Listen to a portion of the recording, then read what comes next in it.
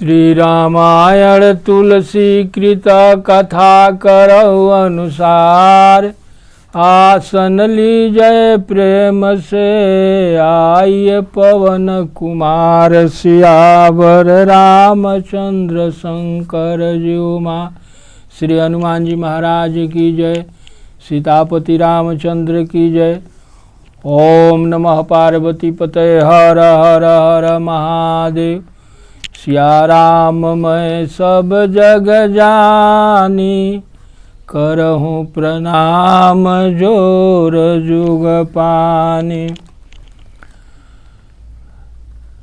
काल शिव जी के बियाह हो गई। अब शिव जी के बियाह भइले के बाद में भगवान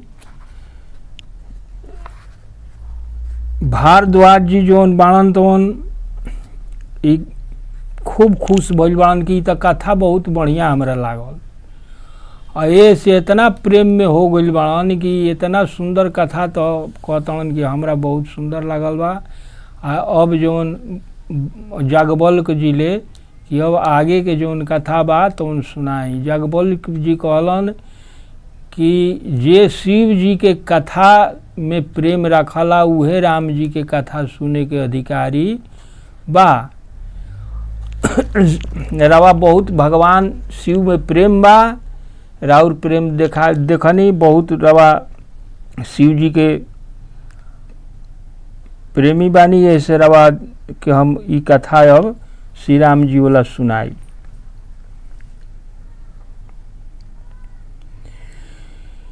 प्रथम ही मैं कही शिव चरित, बुझा मरम तुम्हार। सूचि सेवक तुम राम के, रहित समस्त विकार। सियावर रामचंद्र शंकर जीव माँ। मैंने पहले ही शिव जी का चरित्र कहकर तुम्हारा भेद समझ लिया।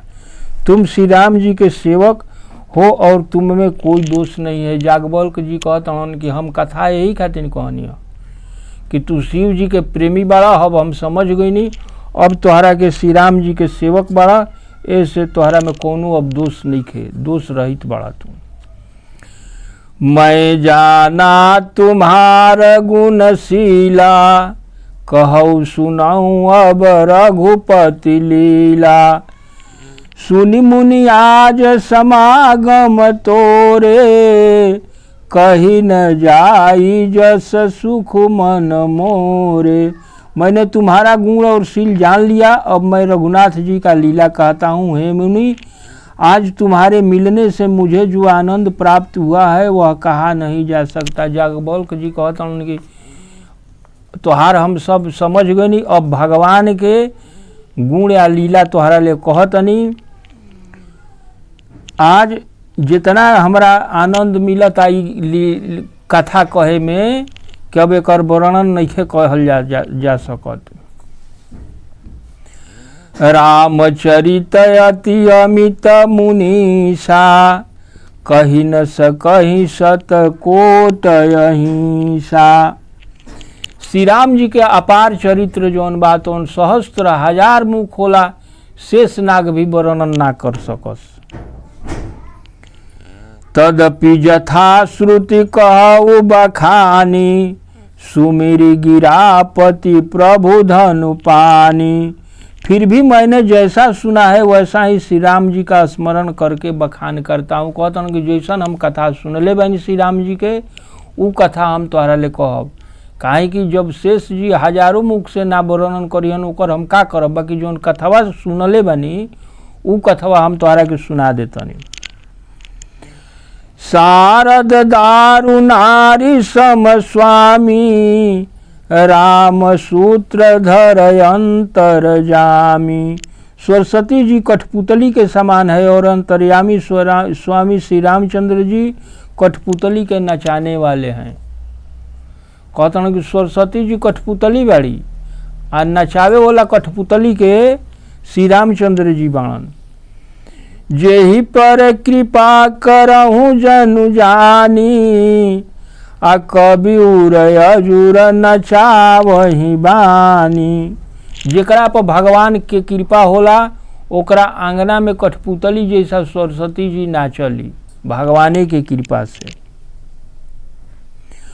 प्रणव सोई कृपाल रघुनाथा बरनौ विशदता सुगुण गाथा।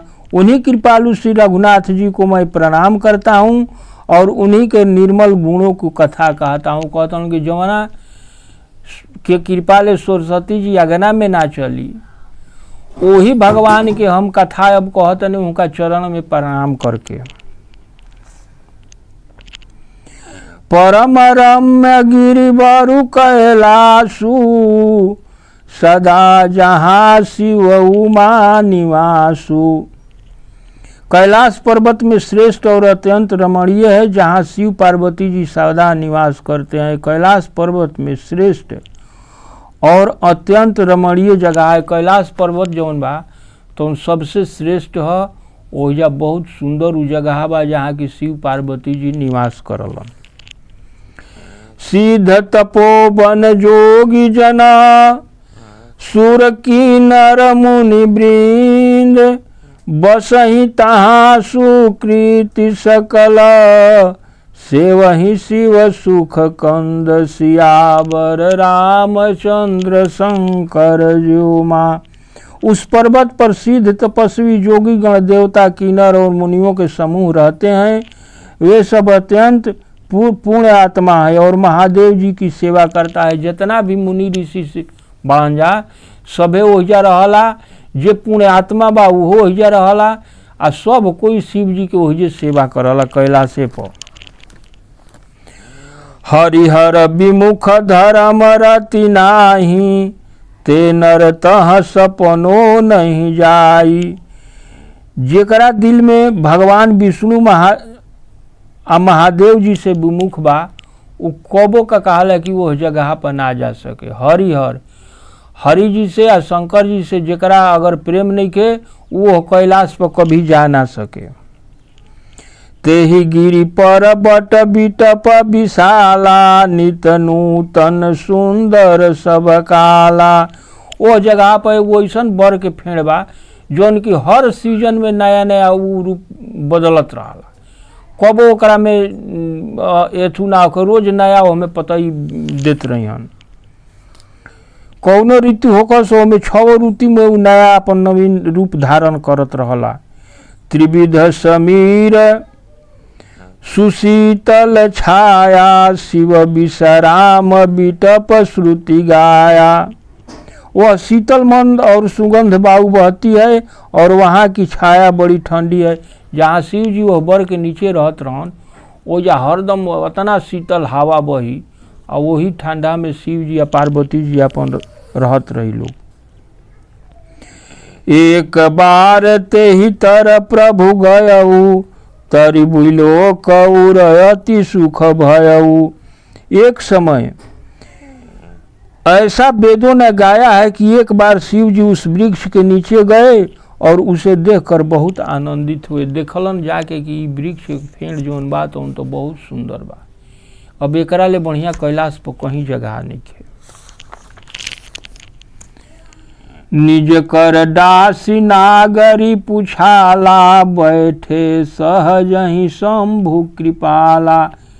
अब देखलन कि हाथना ठंडा बा तो फटतरी अपन बाघंबर बिछा के बैठ न गइलन। कुंद कुंद इंदुदर गौर शरीरा भुज प्रलंब परिधन मुनि चीरा। कुंद के पुष्प चंद्रमा और शंख के समान उनका गौर शरीर था, लंबी भुजाएं थी और मुनियों के वल्कल धारण किए हुए थे। तरुण अरुणयम्बुज सब चरना नखदुति भगत हृदय तमहरना। भुजग भूति भूषण त्रिपुरारी आनन शरद चंद छबिहारी। उनके चरण पूर्ण रूप से खिले हुए लाल कमल के समान थे। नखों की ज्योति भक्तों के हृदय का अंधकार हरने वाली थी।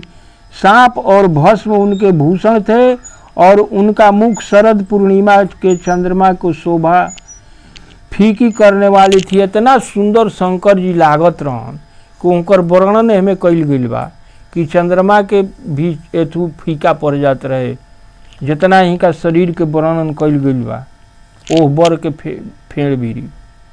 ये रूप खूब अब जज शंकर जी ले सुंदर कोई है ना।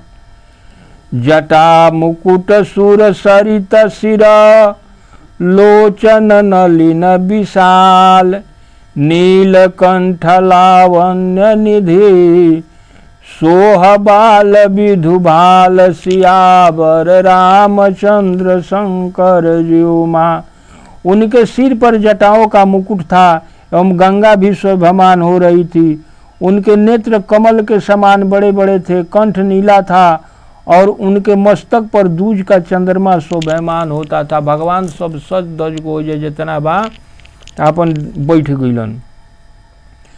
बैठे सोह काम रूप कैसे धरे शरीर शांत रस जैसे। कामदेव के शत्रु शिव जी वहाँ बैठे हुए ऐसे शोभामान हो रहे हैं मानो संत रस ही शरीर धारण किए बैठा हो। बुझाता कि कोई संत जौन बा ऐसन रूप ध के भगवान बैठ गइलन।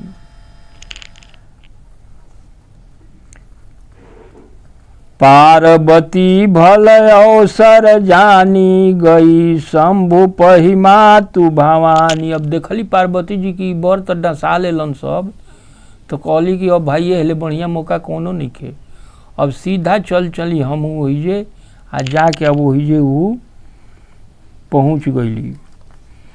जानी प्रिया दरयति कीन्हा बाम भागयासन हर दीन्हा। अब देखा अब पार्वती जी के जनलन की आ गईली तो आदर सहित उनका के अपना बामे बैठावलन। बैठी शिव समीप हर साई पूर्व जन्म कथा चित आई। जब उनका भीरी बैठ गईली तो खुश होकर पूर्व जन्म के कथा उनका अब दिल में आवता कि हमरा ओह जन्म के कथा जौन बा तो उन्हीं का बैठली तो मन में आवता कि ई कथा हम सुनी। पति हेतु अधिक अनुमानी अभी हंसी उमा बोली प्रिय बानी। स्वामी के हृदय में प्रेम समझ कर देखली कि शंकर जी खुश बाणन तो उनकर मन समझ के हंस के उमा बात अपन दिल में रहे तो उन कहली। पति से कोनो बात जे हंस के कहला तो होला का कि ओकर मन दुखित ना होके वो खुशी ले वो काम कर देला। तो पार्वती जी चतुर रही, हंस के अपन कहली कि भाई हमरा के शंकर जी पूर्व जन्म के हमारे जौन कथा बतौन सुना दी। कथा जो सकल लोक हितकारी सोई पूछन चह शैल कुमारी। उ सोचली कि कथा अब हम कहवाई तो दुनिया के लोक हित में बढ़िया बा, यही से ई कथा के शैल कुमारी पूछल चहली। विश्वनाथ ममनाथ पुरारी त्रिभुवन महिमा विदित तुम्हारी। चर अरु अचर नाग नर देवा सकल करहि पद पंकज सेवा। पार्वती जी ने कहा, हे प्रभु, हे नाथ, हे त्रिपुरारी, हे त्रिपुरासुर का वध करने वाले, आपकी महिमा तीनों लोक में विख्यात है। चर अचर नाग मनुष्य देवता सभी आपके चरण कमलों को सेवा करते हैं। प्रभु समर्थ सर्वज्ञ शिवा सकल कला गुण धाम। जोग ज्ञान बैराग निधि प्रणत कलप तरु नाम सियावर रामचंद्र शंकर जीउमा। हे प्रभु, आप समर्थ सर्वज्ञ और कल्याण स्वरूप हैं, सब कलाओं और गुणों के निधान हैं और योग ज्ञान तथा वैराग्य के भंडार है। आपका नाम भी शरणागतों के लिए कल्प वृक्ष है। अभी पार्वती जी सब शंकर जी के बात कह रहल बड़ी। जो मो पर प्रसन्न सुख राशि जानिय सत्य मोहि निज दासी। कहतन कि अगर अब एहिजा देख कितना चतुरैले कहते कि अगर रवा हमरा पर खुश बानी तो सत्य हमरा के अपन दासी समझ के सत्य जौन बात हमरा के बता दीही। तो प्रभु हरहु मोर अज्ञाना कही रघुनाथ कथा विधि नाना। कहतन कि हमरा के ना समझ बुर्बक समझ के अज्ञान समझ के जौन राम के कथा बा तो हमरा के कह के समझा दी, हमार भ्रम दूर कर दी। जासु भवन सुर तरु तर होई सही की दरिद्र जनत दुख सोई। शशि भूषण यस हृदय बिचारी हरहु नाथ मम मति भ्रम भारी।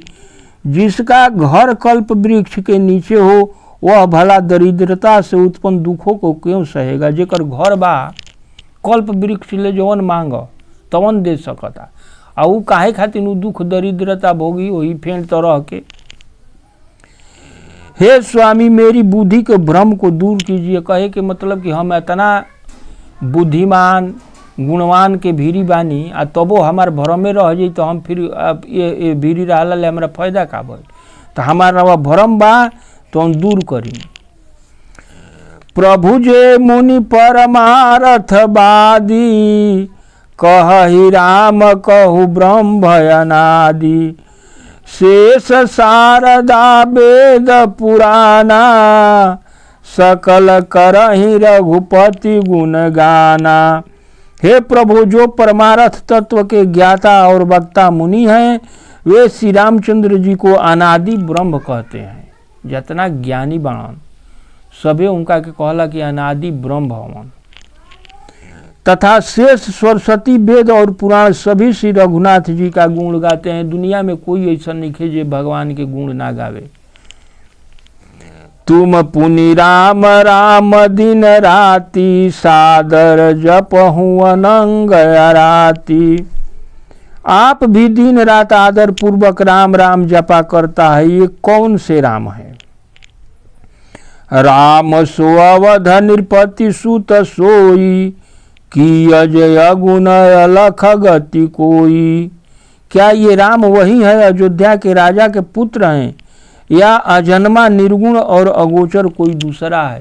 कहतन कि वही राम के रहो राम राम करीना जे राजा दशरथ अयोध्या बाणन उनकर पुत्र हमन कि रावा रटीना तो उन कोई दोसर कोई है। जो नृपतनय त ब्रह्म किमी नारी विरह मति भोर। देखी चरित महिमा सुनत भ्रमति बुद्धिमति मोर। सियावर रामचंद्र शंकर जुमा। यदि वे राजपुत्र हैं तो ब्रह्म कैसे हैं, और यदि ब्रह्म है तो स्त्री के विरह में उनकी बुद्धि भ्रमित कैसी हो गई। उनके ऐसे चरित्र देखकर और उनकी महिमा सुनकर मेरी बुद्धि अत्यंत चकरा रही है। कहता हूँ कि अगर ब्रह्म है जब हमन तो एगो नारी के फेर में ऐसे काहे हो गई, आ जब राजा के लड़का हन तो फिर ब्रह्म कैसे हो गई। हमरा ये तो भ्रम में पड़ल बानी, हमारे यही में बुद्धि चकराइल बा, करे के हमरा के साफ करी। जो अनीह व्यापक विभु कोई आ कहूँ बुझाई नाथ मोहि सोई। अज्ञ जानि ऋसौर जनि धरहूँ जही विधि मोह मिटे सोई करहूँ। यदि इच्छा रहित व्यापक समर्थ ब्रह्म कोई और है तो हे नाथ मुझे समझा कर कहिए। मुझे नादान समझकर मन में क्रोध न करे तथा जिस प्रकार मेरा अज्ञान दूर हो वहीं करे। कहता हूँ कि हमरा ये बात कि भाई क्रोध न रवा करब, हम अपना अज्ञानता में ही पूछत नहीं, हमारी अज्ञानता जौन बात अपना के दूर रवा कर दी कि कौन राम हमन।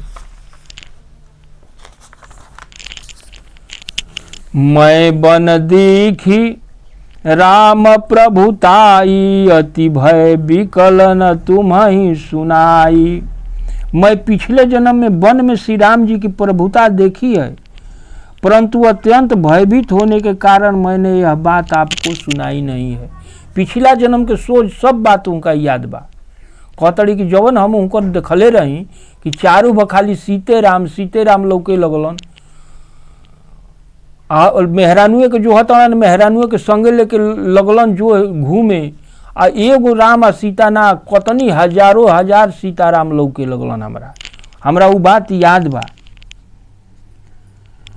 तदपि मलिन मन बोध न आवा, सो फल भली भांति हम पावा। तौना पर भी हम ओहू बात के विश्वास ना करके हम उनकर भरोसा ना कैनी, एकर परिणाम तो हम भली भांति भोग लेनी।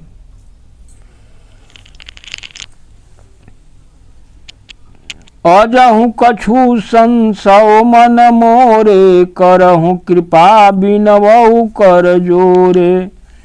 प्रभु तब मोहि बहु भांति प्रबोधा, नाथ सो समुझि करहु जन क्रोधा। मेरे मन में अब भी कुछ संदेह है, आप कृपा कीजिए।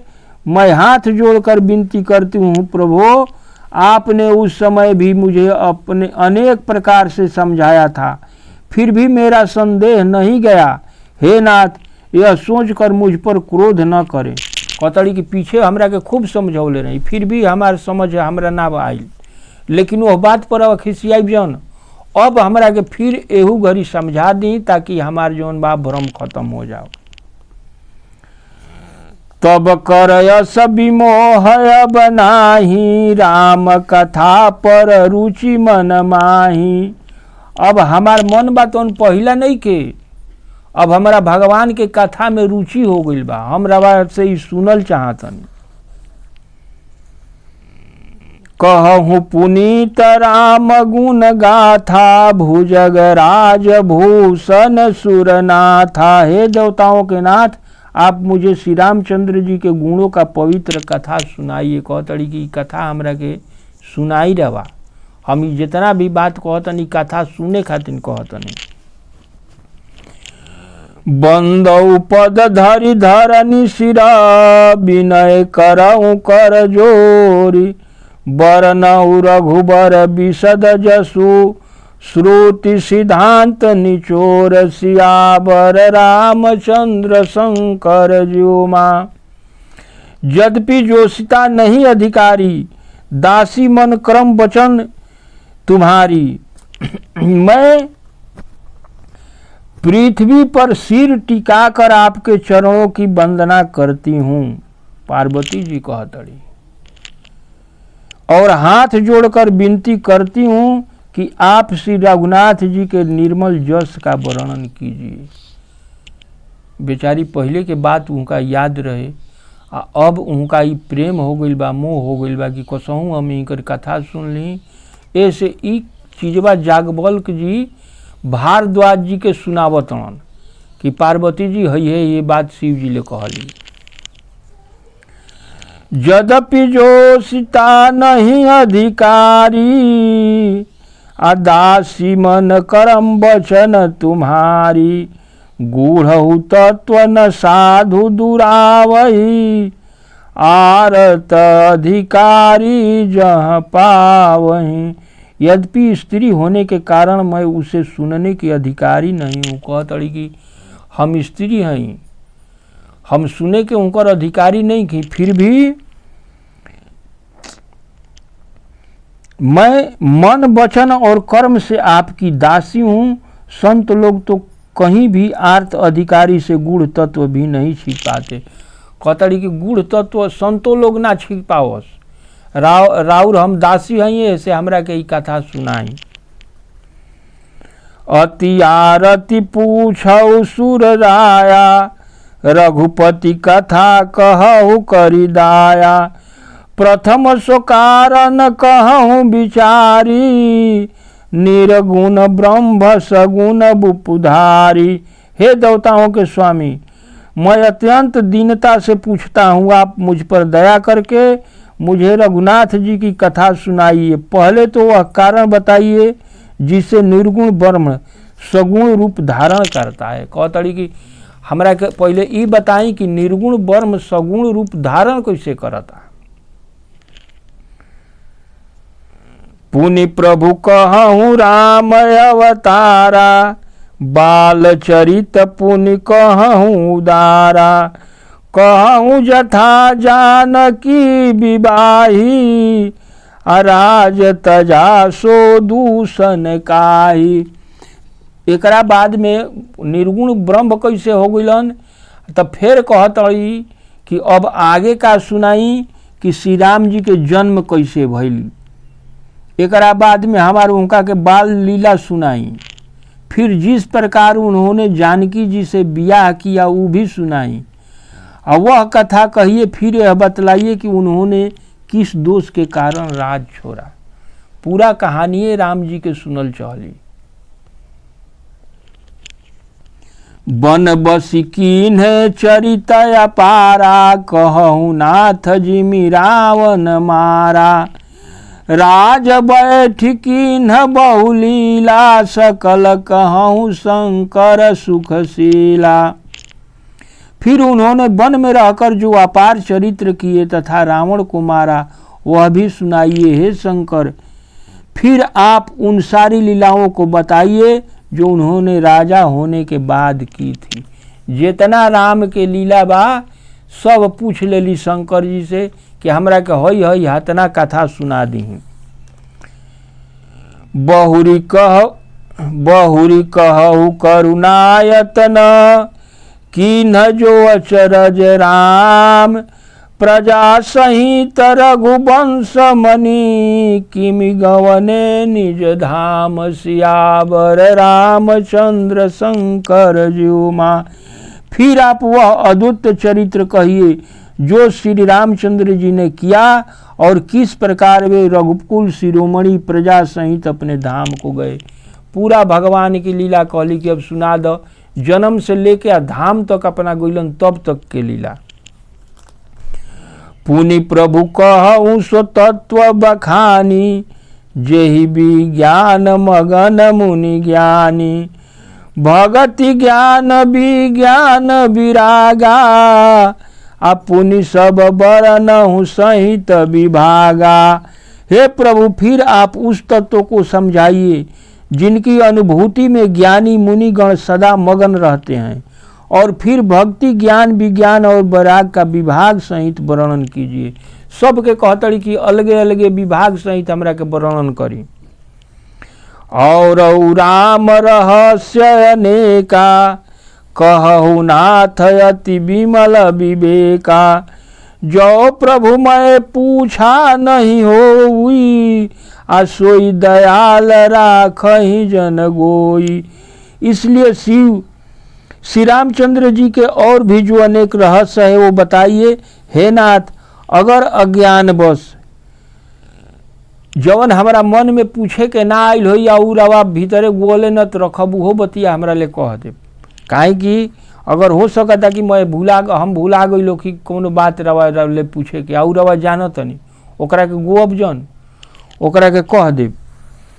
तुम त्रिभुवन गुरु वेद बखाना, यान जीव पावर कर जाना। प्रश्न उमा के सहज सुहाई, छल विहीन सुन शिव मन भाई। वेदों ने आपके तीनों लोकों का गुरु कहा है, दूसरे जीव इस रहस्य को नहीं जानते। पार्वती जी के सहज सुंदर और सरल प्रश्न शिव जी के मन को बहुत अच्छे लगे।